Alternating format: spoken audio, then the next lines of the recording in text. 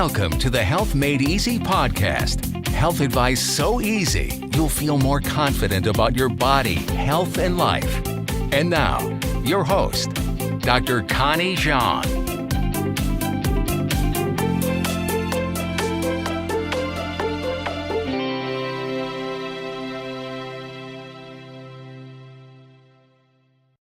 Hi everybody. Today I just wanted to take the time to welcome the new members, and I've been reading on some of the feeds. Sometimes I just don't have enough time to respond to individual things, so we're going to start to create a post where we're going to have all the questions to be on that post so that I can be personally tagged for those of you who are seeking specific answers to your problems, especially if they're medically related. Sometimes you want to be very cautious about taking advice so that we can keep ourselves healthy. So I've got resources. If I don't know, I will surely go to my sources to find them out for you. But we're a very functional, medical-minded group here, everybody here. So hopefully you guys are here for that reason, to kind of find a better solution to dealing with lupus symptoms. So here's the thing, is medical system is flawed, and that's a big problem, especially for us lupus patients. But here's another issue, layer on top of that, is that today in this world that we live in, there's a lot of offenders kind of harming ourselves every day.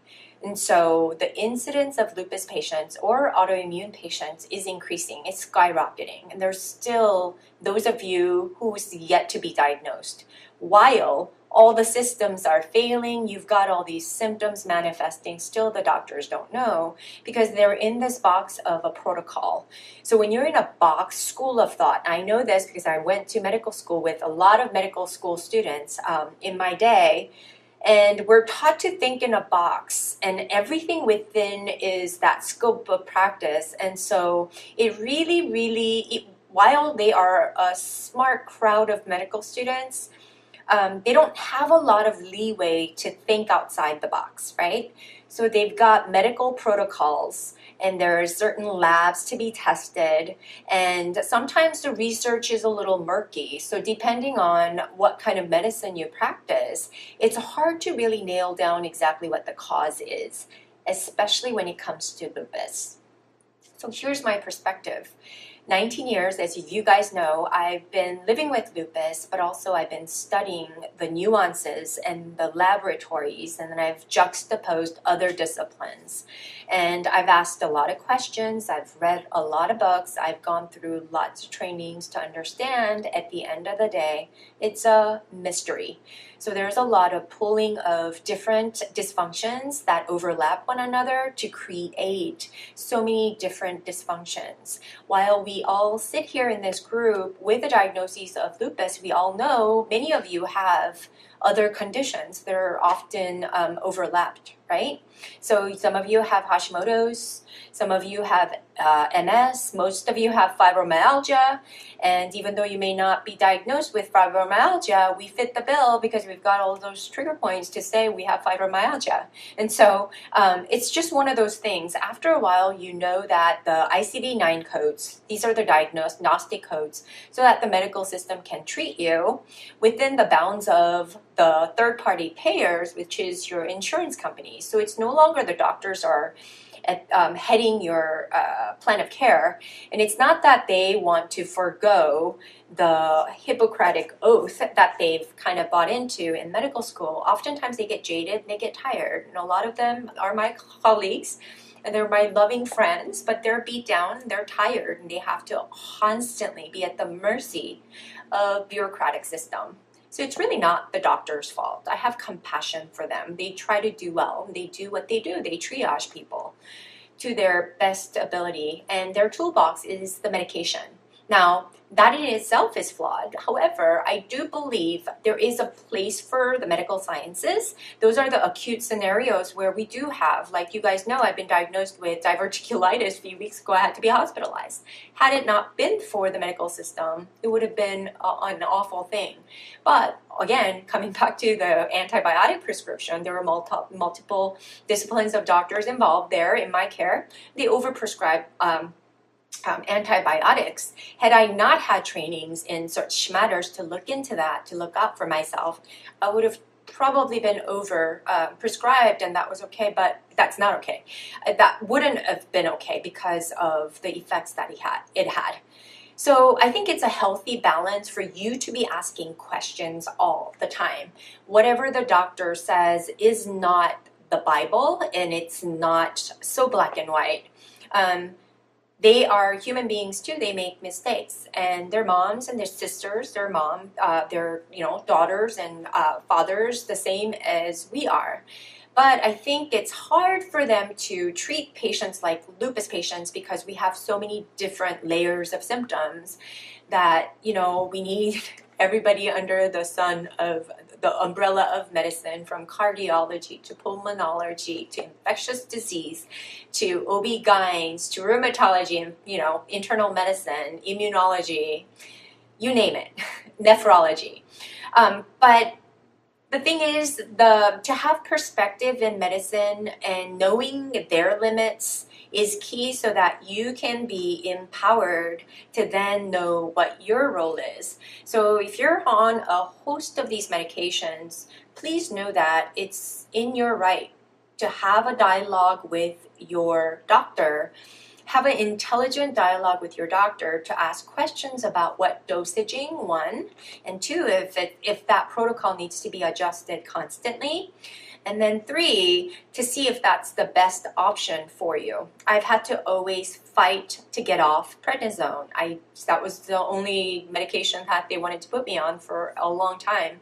And they feared, and I know it was their fear too of something happening to me. So it's really their concern because, my rheumatologist was my friend, my first friend when I was diagnosed. So I know his concern for me, and it was in with good intention. It just wasn't what I was looking for. And so I knew I had to do my part in strengthening my body. So you have to realize everybody's getting older. So we've got that strike. Everybody has that strike. Every day that goes by, we're getting older. Degeneration sets in, right? So I always tell my patients, being a physical therapist here in my clinic as well, I've seen patients go functionally decline over time. And what happens is they don't realize that every day that goes by, they decline, and it's a matter of how fast you want to go down. So there's a difference between health span and then there's a lifespan, right? So I talk about the difference is that do you want to live a long life being able to be functional, or do you want to live a long life in diapers and, dependent on other people to help you to do everything that you should be able to do? So that's the motivation for this Lupus Rebel group, so that we can be educated enough to ask the right questions and having the right mindset to then be empowered to do the right things so that you can now go and build your health or create that health so we can defy the degeneration. Because two strikes, right? We have an inflammatory disease. Aging is inflammation, right? And so if we have an inflammatory disease, we're getting older very fast and our cells are compromised. So it's in our best interest to build that health. The medication's not doing that for us. It's keeping things status quo. Symptoms checked, but it's not really building. Rather, it's really declining us because it's robbing our cellular biology and its metabolic ability. Medications are taking that over, weakening our overall system and our ability to fight the disease. So if you think you're okay with a host of those medications, all the power to you. But in my opinion, I've worked really hard, very hard to create my health. And I probably am a lot more functional than my healthy counterparts. And I know many of you who are out there are doing that as well, because I hear your stories about what you guys are doing. So these are all positives. I'm here to tell you it is possible. And I'm here to tell you I wasn't always this healthy. I'm here to tell you it's the hardest thing you'll ever do. The only way through is through. There's no overcoming. You have to be vigilant. You have to be focused. And you have to be disciplined. There has to be that kind of a will to make this change. But sometimes, if you would just trust me, the biggest problem is between your ears. It's whatever you think is going to make the difference. So every day we have a choice to make micro decisions into doing one or the other. And so I always tell my patients, you are not going to want to do it. Don't wait for motivation, because we both know lupus sucks the motivation out of us, right? And so the power is going to be in you recognizing that, to bypass that motivation, to just go ahead and do. And even if it's a small progress forward, you can still do, right? It's with that positive mindset, always switching from negative to positive. One of the books that I recently got by the author named Mel Robbins. She's a motivational speaker. She always talks about how she overcame these challenges, and she realizes that these micro decisions throughout the day that we make, and how she used the 5-second rule, where if you don't feel like you want to get up because you have nothing to get up to, and you just feel so crappy that you just want to hit the snooze button and let the day go by, and then you get overwhelmed because you don't feel so good, it's a perpetual cycle, right? It takes, like she says, to count down 5 seconds from 5 down to 1, not the other way around, because that kind of provides that infinite ability to count beyond 5. But if you count down 5, 4, 3, 2, 1, and switch back, regardless of how you feel, to short circuit your brain or your emotions from making that decision, versus just taking the leap forward and kind of taking that action. Because the truth is, we all know what to do. It's just, it's just to get us to do it is the biggest challenge. And again, I think from my years of working with various different patients, behavior change is the hardest, because it's this we've got to change. It's the mindset, right? So I think for us lupus patients, that's the biggest thing. No matter how sick, how dire your health condition is, or how your life condition is, it just takes your decision to switch it from negative to positive. There's a fork in the road. Which way are you going to go?